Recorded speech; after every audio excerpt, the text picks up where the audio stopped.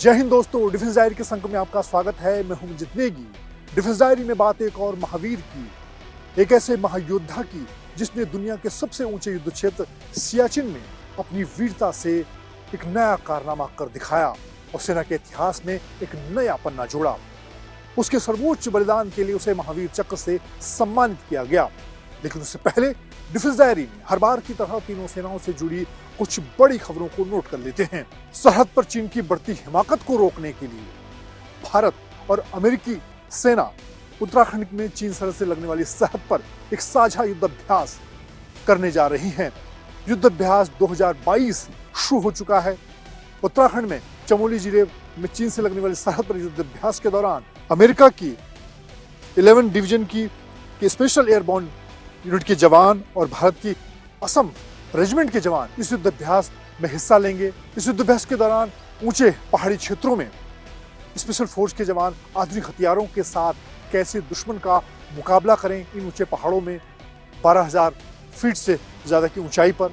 इसके साथ ही दोनों देशों की सेनाएं युद्ध के बदलते हालात, खासतौर से इस वक्त जब दुनिया में रूस यूक्रेन युद्ध और दूसरी तरफ चीन ताइवान के बीच संघर्ष की घटनाएं सामने आ रही हैं, इन तमाम हालात को देखते हुए दुनिया की दो सबसे बेहतर सेनाएं इस युद्धाभ्यास के दौरान युद्ध के नई तकनीक, नए हथियार का साझा युद्धाभ्यास करेंगी।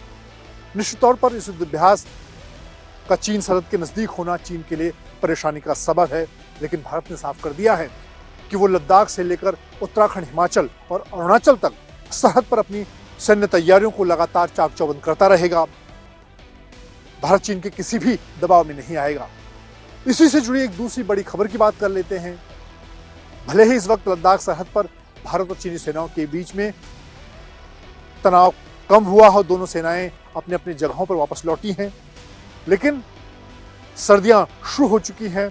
ऐसे में सैनिकों के लिए मुश्किल हालात में 16,000 से लेकर 18,000 फीट की ऊंचाई पर बर्फीली ठंड के बीच भारतीय सेना के लिए खास इंतजाम किए गए हैं।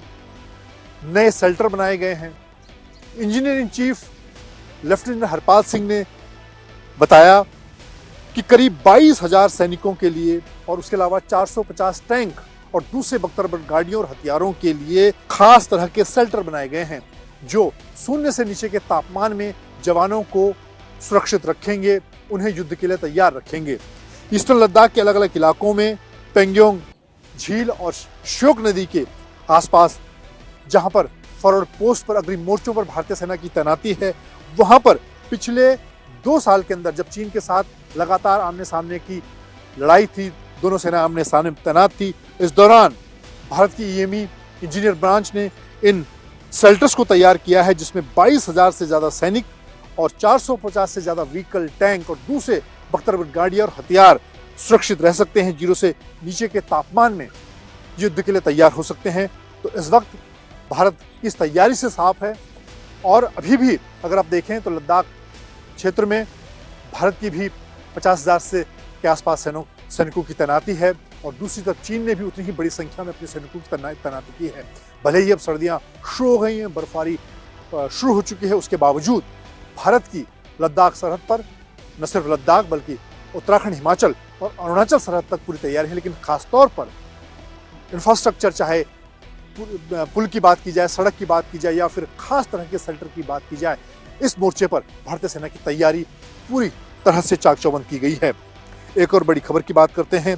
मेक इन इंडिया के जरिए तीनों सेनाओं को आने वाले दिनों की लड़ाई के लिए तैयार करने की दिशा में कोस्ट गार्ड ने एक बड़ा कदम उठाया है।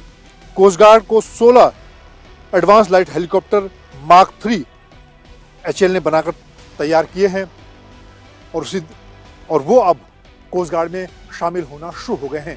कोस्ट गार्ड के DG VS पठानिया ने इस हेलीकॉप्टर उड़ान भरकर देखा। खुद वो हेलीकॉप्टर पायलट हैं और उन्होंने इस हेलीकॉप्टर पर उड़ान भरने के साथ ही इसकी मारक क्षमता को देखा और कोस्ट गार्ड किस तरह से समुद्री मोर्चे पर इसका इस्तेमाल कर सकता है, इसको लेकर उन्होंने इस तैयारी को देखा। मार्च 2017 में कोस्ट गार्ड और हिंदुस्तान एरोनॉटिकल लिमिटेड ने इस सौदे को अंजाम दिया था, जिसमें कोस्ट गार्ड के लिए 16 एडवांस लाइट हेलीकॉप्टर तैयार किए जाने थे और उसी दिशा में कोस्ट गार्ड को ये हेलीकॉप्टर मिल रहे हैं। डिफेंस डायरी में बात अब कैप्टन प्रताप सिंह की, जिन्होंने दुनिया के सबसे ऊंचे युद्ध क्षेत्र सियाचिन में अपनी वीरता का लोहा मनवाया। अपनी पारिवारिक परंपरा को आगे बढ़ाते हुए वो सेना में शामिल हुए। उनके पिता कैप्टन खजाना सिंह ने द्वितीय विश्व युद्ध में हिस्सा लिया था।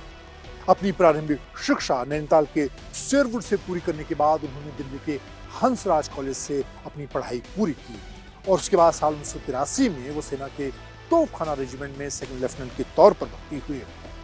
उनको पहली नियुक्ति जम्मू कश्मीर में मिली। कुछ साल जम्मू कश्मीर में सेवा करने के बाद उन्हें साल 1987 में जम्मू सियाचिन, जो दुनिया का सबसे ऊंचा युद्ध क्षेत्र माना जाता है, वहां पर सेवा करने का मौका मिला। साल 1987 वो साल था जब दुनिया के इस युद्ध क्षेत्र में पाकिस्तानी सेना ने अपनी गतिविधियां शुरू कर दी थी और साल 1988 में ऑपरेशन मेघदूत के जरिए भारतीय सेना ने यहां से पाकिस्तानी सेना को खदेड़ दिया। बात उस ऑपरेशन की जब इस युवा अधिकारी कैप्टन प्रताप सिंह को यह मौका मिला कि उन्होंने दुश्मन के दांत खट्टे कर दिए। साल 1988 में कैप्टन प्रताप सिंह को सियाचिन की सोनम चौकी एक निरीक्षण पोस्ट अधिकारी के तौर पर तैनात किया। उनकी जिम्मेदारी थी आसपास दुश्मन की गतिविधियों पर नजर रखना। दुश्मनी इलाके में लगातार खराब मौसम और भारी बर्फ के बीच लगातार इन ऊंचाई वाली पोस्ट पर पहुंचने की कोशिश कर रहा था और उसके लिए दुश्मन के कमांडो समूह ने बर्फ की दीवार पर रस्सियों और सीढ़ी के जरिए रास्ता बनाने की कोशिश की। काफी हद तक वो एक पोस्ट पर रास्ता बनाने और सीढ़ियों से रस्सी बनाने में कामयाब रहे, जिसके जरिए उन्होंने वहां तक गोला बारूद भी पहुंचाने में कामयाबी पाई। ऐसे में अब कैप्टन प्रताप सिंह को जिम्मेदारी दी गई, उनकी टीम को जिम्मेदारी दी गई कि वो दुश्मन की साजिश को नाकाम करें। जो रस्सियों से, सीढ़ी से जो रास्ता बनाया गया है उसको वो बर्बाद करें, खत्म करें, जिसकी वजह से दुश्मन यहां तक न पहुंच पाए। ऐसे में 18 मई 1988 को उनके कुछ साथियों ने रस्सियों तक पहुंचने में सफलता पाई, उन्हें काटने में सफल रहे। कैप्टन प्रताप सिंह ने बर्फ की दीवार के नीचे उतरते एक जवान की मदद से इस मिशन को अंजाम दिया और वो उस स्थान पर पहुंचने में कामयाब हुए जहां पर बड़ी संख्या में गोला बारूद और हथियार दुश्मन पहुंचाने में कामयाब हुआ था। वो उस हथियार और गोला बारूद की जांच कर रहे थे। उसी दौरान एक ग्रेनेड फटने से उनकी दाहिनी बाह और उनके छाती में कई स्प्लिंटर लगे, वो घायल हो गए। घायल होने के बावजूद उन्होंने अपने मिशन को पूरा करने की ठानी और वो उस जगह तक पहुंचना चाहते थे जहां से रस्सियां और सीढ़ियों से रास्ता दुश्मन बनाने की कोशिश कर रहा था। उन्होंने घायल होने के बावजूद रस्सियों से बनाए हुए रास्ते और सीढ़ियों को काटने का काम शुरू किया। वो लगातार उस रास्ते को जो रस्सियों के जरिए बनाया था उसे काट रहे थे और आगे बढ़ रहे थे। उनके साथी भी उनके इस मिशन में जुटे हुए थे, जिससे दुश्मन के आने से पहले इस पूरे रस्सियों से बनाए गए रास्ते और सीढ़ियों को खत्म किया जा सके, बर्बाद किया जा सके। इसके साथ ही उस गोला बारूद को भी नेस्तनाबूद किया गया। लेकिन इस दौरान उनके कई और साथी भी घायल हुए, उन्हें जख्मी होने के बावजूद। और यहाँ पर सिर्फ दुश्मन की गोला बारूद या गोली का खतरा नहीं था, बल्कि खराब मौसम सबसे बड़ा दुश्मन था। कई घंटों तक की जद्दोजहद में जब बर्फ की दीवार से लगे इन रास्तों को, रस्सियों से बने सीढ़ी और रास्तों को काटने के मिशन में जुटे थे, नीचे गहरी खाई में गिरने का खतरा था। और इसी दौरान पोस्ट पर वापस जाने के वक्त उनका रस्सी से उनका हाथ छूटा और वो नीचे गिर गए। इस दौरान युवा अधिकारी कैप्टन प्रताप सिंह बुरी तरह से घायल हो गए। पहले वो ग्रेनेड के स्प्लिंटर से घायल हुए थे, लेकिन अब पिछले कई घंटों के दौरान जब उन्होंने दुश्मन के बिछाए इस रास्ते को, जो रस्सी और सीढ़ियों के सहारे भारतीय पोस्ट तक पहुंचने के लिए बनाया था, उसे काटने के दौरान, उसे बर्बाद करने के दौरान वो गहरी खाई में गिर गए। बुरी तरह से घायल होने के बावजूद आखिरी दम तक वो इस मिशन को पूरा करने में जुटे रहे।